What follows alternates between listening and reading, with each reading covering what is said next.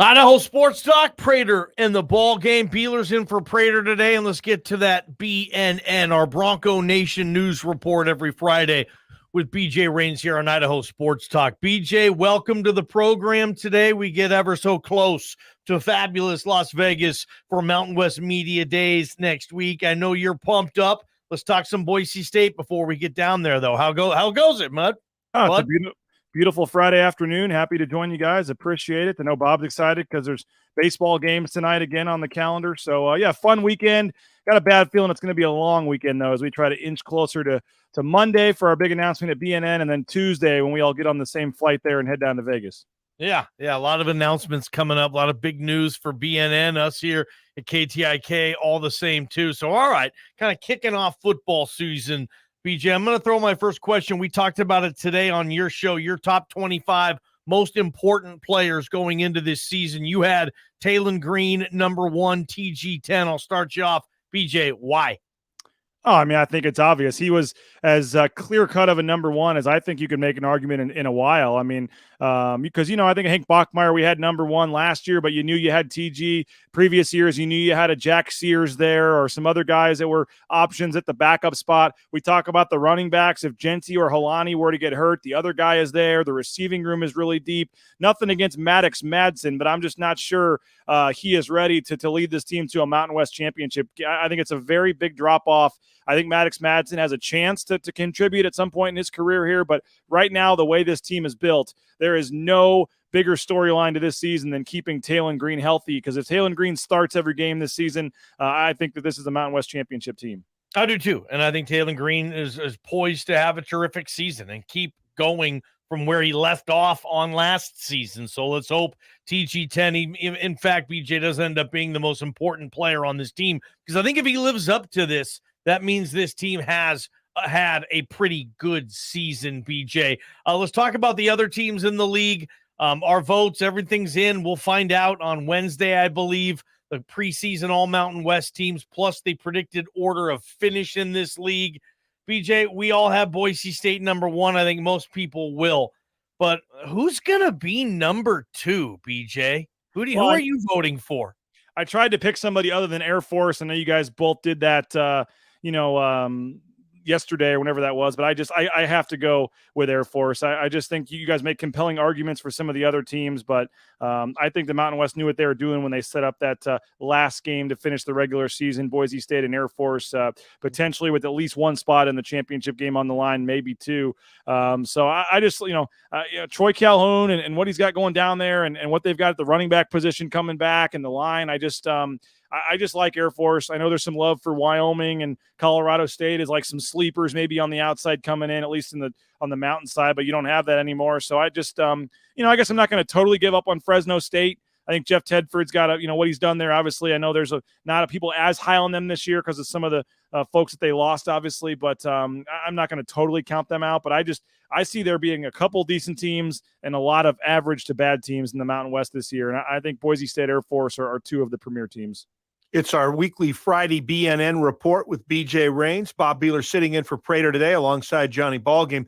So continuing the discussion about, who you like second, do you really think the league, I know they're setting up a showdown, but do you really think the league wants same 2 teams to play 2 weeks in a row? I mean, it happened with Fresno State, and that was a weird thing because whoever won, and then Fresno won, and Boise State still got the host because of the computer rankings and all that. I don't know. I guess I just think they want compelling games at the end of the season. They want to have big matchups. That's a Black Friday game, I believe, in the afternoon. It's going to have a lot of eyes on it, and they want something to be on the line. So I think they expect one of those 2 teams to at least be fighting for a spot in the championship, and maybe both. So I mean, if you told them right now, would you be cool if Air Force and Boise State played back-to-back weeks? They'd probably prefer something else, but I think they also prefer going into that Black Friday game that something is on the line, and those 2 teams are probably going to have something on the line in that game, at least one of the 2 teams. So maybe one of the teams has it locked up by then. Who knows? But I think it's going to be interesting because our minds and I think fans' minds and everything are just trained to pay attention to the Utah States and the Colorado States and the Wyomings, and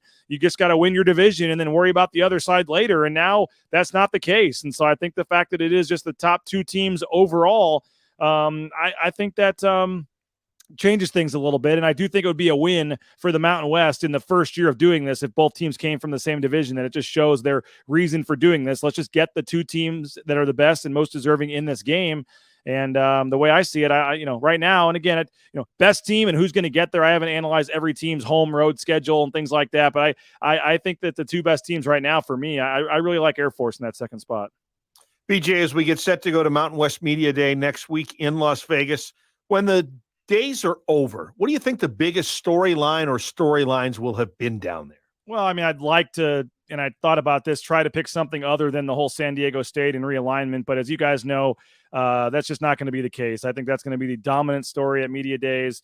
It's going to be talked about in every interview with every coach, every player. What do you think of San Diego State leaving? Even when you're talking to the New Mexico quarterback or something, it's going to come up. I mean, it's just the way it is. And so I wish there were some other stories. I mean, I think part of what we're talking about, who are the other teams that are challengers? What's that poll going to look like? And then what other teams are serious challengers to Boise State? I think this will be the 16th year in a row Boise State will be picked first. I don't think that's that crazy to think they got to the championship game, lost it, and bring back Taylor Green. I think they should easily be the favorite, but there'll be some talk about who's number 2 and that kind of thing. Maybe a little bit on whether it's UNLV or Colorado State or what other teams are looking at expansion and trying to maybe go somewhere and talk. But unfortunately, or maybe fortunately, it's good radio. It's good fodder to talk about. But I think that we're going to be tired of talking about San Diego State by the end of the day on Thursday. BJ Rains, Bronco Nation News Report right here on Idaho Sports Talk. Beeler's in for Prater today. One particular player I want to bring up with you, BJ, and that's Rodney Robinson. He's had a tough off season, being snubbed from, I think, just about every single preseason Mountain West team I've seen. I haven't seen Rodney Robinson on any of them, and I don't believe he's nominated. I don't know if that's Boise State's policy or not, but I don't remember seeing him even on the ballot for all conference returners. And here's a guy who started every single game last year, was a big piece of Boise State's defense, which put up really good numbers last year. And now it's almost like JL Skinner and Tyreek Jones leave, BJ, and they took everybody else on the team with them. Are you surprised to see Rodney Robinson getting no preseason love whatsoever?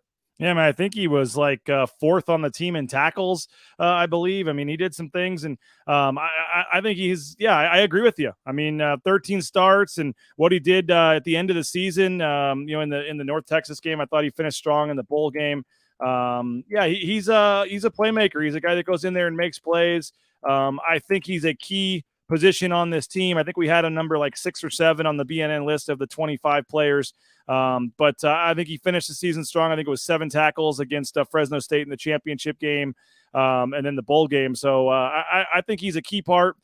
He was the kind of guy that everybody's talking about trying to replace Skinner and Jones. Well, he's not doing that. He already started every game. He was the other guy of those two that started all those games. So Tubner and Oladipo are more the guys that are having to step in and replace guys. So I think Robinson's a very important piece because he is the kind of now all of a sudden veteran leader of that group that's played a lot and been productive. And so, I don't know what the reasoning is for some of the preseason snubs. I do think the fact that he didn't get any kind of all-conference love last year, I assume if Boise State stuck to their policy, is why he's not on the preseason ballot this year. No, he's a very important piece, fun guy to talk to. I think he's due in for a big year this year, no doubt. You mentioned the secondary and in Oladipo and Tubner moving into the starting spots more than likely for Jones and Skinner. Are you like me, BJ? Are you more confident in the whole back end of the defense? Because they basically, both of those guys played all the minutes in the bowl game. So I think we've kind of seen what it's going to look like.